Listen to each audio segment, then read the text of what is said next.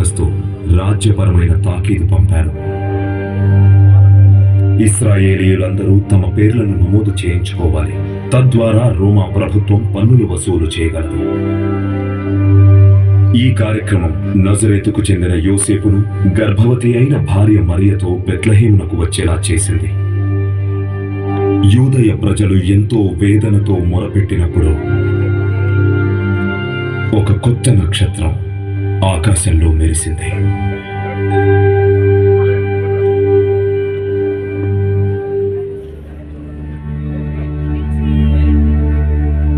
ఏమిటది?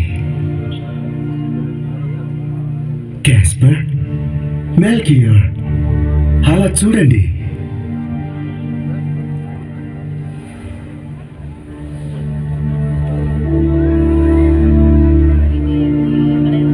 ఇంత కాంతివంతమైన నక్షత్రాన్ని చూడటం ఇదే మొదటిసారి. నక్షత్రం నుంచి వస్తున్న కాంతి ఎంతో ప్రకాశవంతంగా ఉంది. మరి నక్షత్రం అలా లేదు.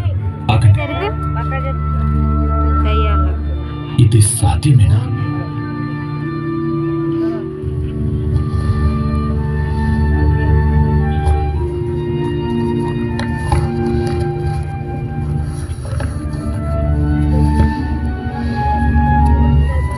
యాకోబు నుంచి నక్షత్రం ఉదయించను,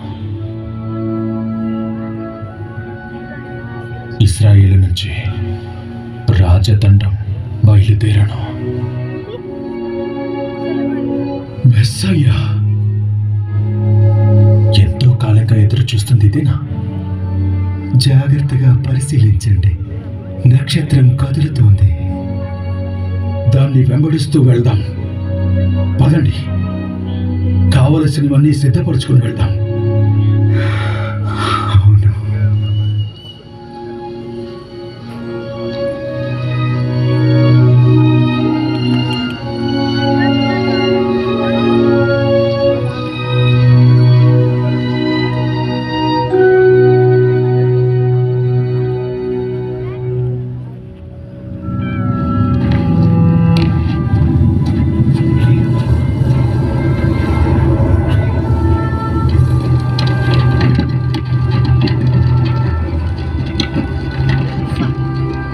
ఏమండి, మన దగ్గర మిగిలి ఉన్న కాస్త నీరు ఇవే.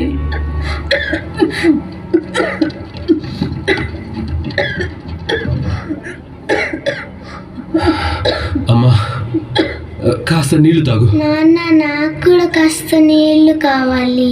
ఇదిగో చిట్టి తల్లి, ఇవి నువ్వు తాగు. వద్దమ్మా, మరి నీ సంగతి ఏంటి? నేను బానే ఉన్నాను. ఆ చెప్పులు చూడు, నీ పాదాలు ఎంత నొప్పిగా ఉండుంటాయి. నీకు భారంగా ఉన్నందుకు నన్ను క్షమించు. అలా అనకమ్మా, మనం దాదాపుగా వచ్చేసాం. మనం చేరుకోగలం.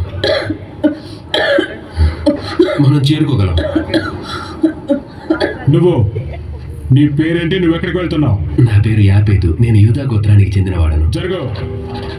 తర్వాత నీ పేరు? త్వరగా. నా పేరు అభిదాను. నేను షిమ్యోను గోత్రపు వాడను. తర్వాత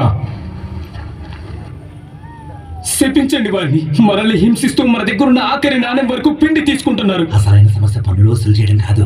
వాడు ఏ క్షణంలో అయినా మనల్ని చంపేయగలరు. ఏం జరుగుతుంది ఇక్కడ? ఆ మురికి నోటితో ఏం వాగుతున్నావు నువ్వు?